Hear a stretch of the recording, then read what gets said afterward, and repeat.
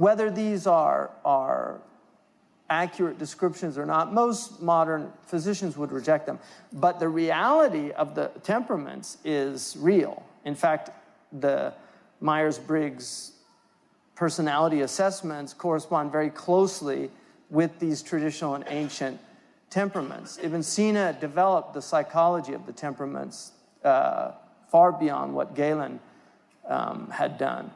So Imam al-Ghazali says it's important to know that, to know the temperament of a child, because if you're choleric, Safrawi, you're going to be inclined to get angry easier because you're hot and you're dry.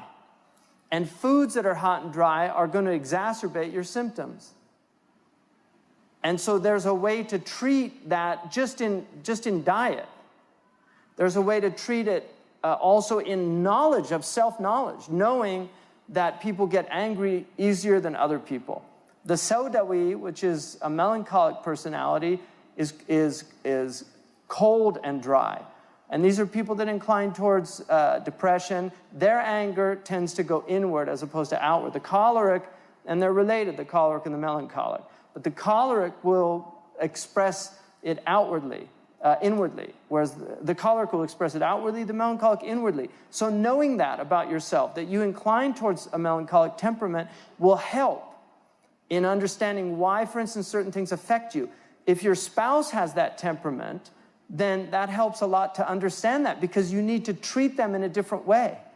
A sanguine temperament, which is hot and wet, and that temperament is, they're not affected by things. They're like water off the back. They're more cheerful. That we call it sanguine. These are words that are still remnants of this tradition in Western civilization. You know, phlegmatic person, a melancholic person. He's got a lot of bile. I mean, that's the choleric personality. And then sanguine means cheerful. So these, and then people have underlying, they have a dominant temperament, they have an underlying temperament. That's a very useful knowledge, Imam al-Ghazali says, to know the personality. So teachers should know what they're dealing with their students, because how you treat them is going to affect them.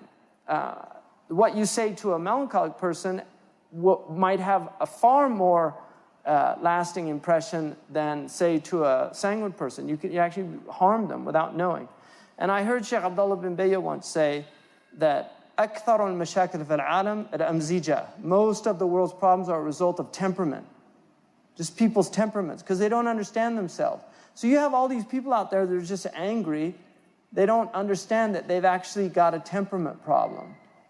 You know, like we have children that have temper tantrums. We've got all these adults that have temper tantrums. You know, road rage is clearly choleric personality.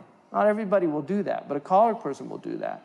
And if they understand that, then you can get to anger management, because choleric people need anger management.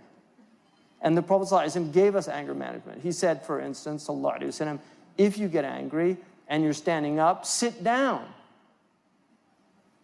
Right? Because it's heat. Heat rises, so go against it. He said, if you're still angry, lie down. And then another time he said, go and do wudu. Like put water on yourself to calm yourself down. So if you're in the midst of an argument, you shouldn't be arguing, but if you're in the midst of an argument and you're standing up, sit down. If that still doesn't work, lie down. It'll end the argument, I guarantee you. The guy will think you're nuts and he'll walk away. But people need to practice these things, really, if they want to overcome their self.